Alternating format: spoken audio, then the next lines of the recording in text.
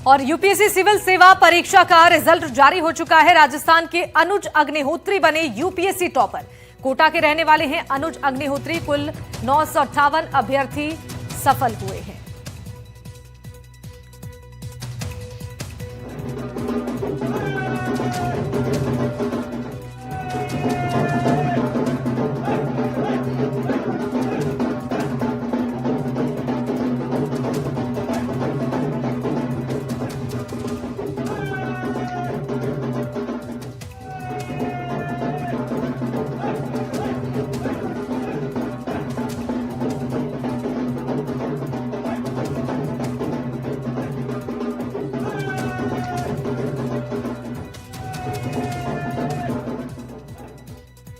देश और दुनिया में परमाणु नगरी के नाम से मशहूर रावत भाटा की सफलता में यूं कहें एक और नाम जुड़ गया है, अनुज अग्निहोत्री, जो रावत भाटा के हैं और यूपीएससी में पहली रैंक उन्होंने हासिल की है।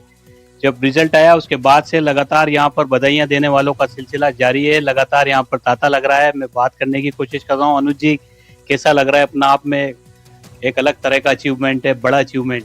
सर बहुत अच्छा लग रहा है और काफ़ी ज़्यादा खुशकिस्मत समझता हूँ अपने आप को कि ये पल अनुभव करने का मौका मिल रहा है। सर कैसी रही तैयारी, कैसी रही और रिजल्ट को लेकर कितना आश्वस्त थे?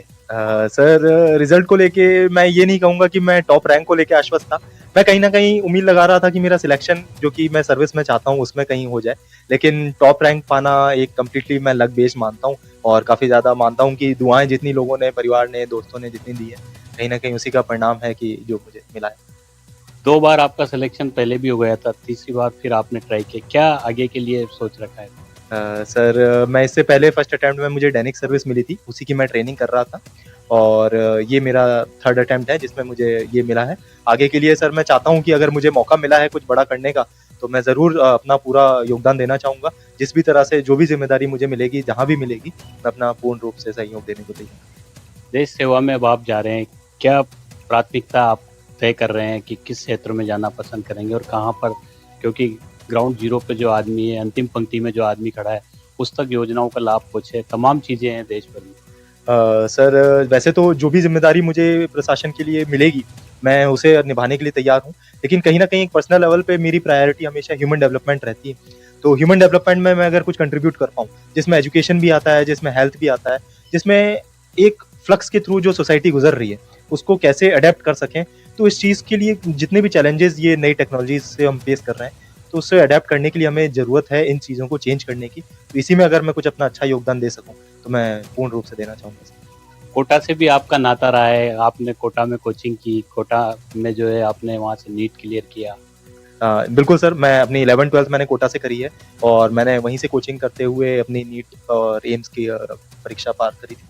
तो मैं कोटा के लिए बहुत ज़्यादा धन्यवाद हमेशा रहूँगा, क्योंकि कोटा ने मुझे बहुत कुछ सिखाया है। कोटा ने मुझे सिखाया है कि कितना डिसिप्लिन कितना ज़रूरी है कॉम्पिटिटिव एग्जाम में, और कहीं ना कहीं वो पल मुझे हमेशा मोटिवेट करते थे कि मैंने उस उम्र में अगर कुछ हासिल करा है तो मैं अभी क्यों नहीं कर सकता। पापा के लिए आज बहुत बड़ा दिन है, बेटे ने जो है पहला पायदान हासिल किया है देश की सबसे बड़ी परीक्षा। निश्चित ही हमारे लिए बहुत सौभाग्य का विषय है। ये मेरा बेटा मतलब यूपीएससी में ऑल इंडिया रैंक 1 लेके आया है। सभी रावतभाटा वासियों का नाम रोशन किया, अपने परिवार का, देश का नाम रोशन किया। इसके लिए बहुत बहुत बधाई अनुज को। बचपन में क्या लगता था अनुज जब पढ़ाई कर रहे थे, तब आपके मन में क्या था? अनुज क्या करने वाला है, किस उसमें रुचि है? एक कहावत है कि पूत के पाँव जो है पालने में दिखते थे, तो वाकई नजर आते थे पालने में पाँव। और ये इनके प्रिंसिपल की मैं कहावत बताता हूँ कि जब इनका मैंने एडमिशन यहाँ इसमें एलएन में करवाया था, तो उन्होंने मेरे को ये क्लियर बोला था कि सर आपने बहुत छोटा सोचा है। मैंने क्या हो गया सर? तो बोला कि नहीं, ये तो आईएएस आईएएस के लायक है। उन्होंने मेरे को उस टाइम पे 10th में, आप बताइए, 10th में बोल दिया था ये चीज़। तो मैंने बोला सर निश्चित ही अभी और सीडी अभी ग्रेजुएशन करेगा, ग्रेजुएशन के बाद में फिर वो भी करेगा, ट्राई करेगा। और फाइनली उसने, आज मैं फ़ोन करूँगा उनको, नीरज बलाटिया जी हैं प्रिंसिपल स्कूल की, एसीएस नंबर 3। तो कहीं ना कहीं उनका भी मार्गदर्शन मिला और अच्छा मेहनत की है आप लगातार। अभी मैं देख भी रहा हूँ कई चीज़ों में आ रहा है आपका कि बहुत मतलब आप पूरी तरह से डेडिकेट रहे इनकी सफलता को लेकर। हाँ, ये तो है कि लगता है जब बच्चा इतनी मेहनत कर रहा है तो मैं पीछे क्यों रहूं। तो मेरा भी रहा है शुरू से, 10th से ही, जब से इसने ये तो यहाँ तक कहो कि मतलब शुरुआत से ही, पहले जहाँ नंबर 3 में भी था छोटी क्लास में, तो मैं बोलती थी कि ये मस्ती बहुत करता है, तो वो सर बोलते थे अरे जब इतने इंटेलिजेंट बच्चे होते थोड़ी मस्ती उनकी चलती है, कोई बात नहीं बच्चे, ये तो हम टीचर झेल लेते, घर की क्या बात है। कई सारे सेक्रीफाइस भी किए होंगे।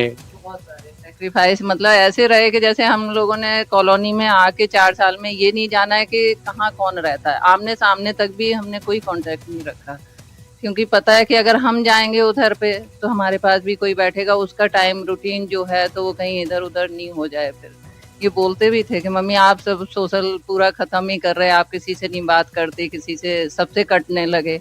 मैं कहा कटने का मतलब ये नहीं है, मैं अगर ज्यादा फिर उधर पे जाऊंगी तो तुम्हारा डिस्टर्ब होगा। फिर की कुंजी है अनुज अग्निहोत्री ने जो मुकाम हासिल किया है, वो लगातार जो है ये अपने जो छोटे हैं, जो भविष्य में ये एग्जाम देंगे या कोटा में आकर के तैयारियां करते हैं, उन सभी के लिए एक ही संदेश दे रहे हैं कि अनुशासन रहें, अनुशासित होकर रहें, अनुशासन में रहकर के पढ़ाई करें, सफलता जरूर मिलेगी। फिलहाल क्योंकि घर में खुशी का माहौल है, तमाम लोग शुभकामनाएं देने के लिए पहुंच रहे हैं और अनुज का लक्ष्य है देश में शिक्षा चिकित्सा के क्षेत्र में जो है तमाम वो चीज़ें जो अब तक नहीं पहुंची है, ये अपनी पूरी कोशिश करेंगे कि उस अंतिम पंक्ति में बैठे हुए व्यक्ति को भी तमाम सुविधाओं का लाभ मिल सके। तो ऐसे अनुज जो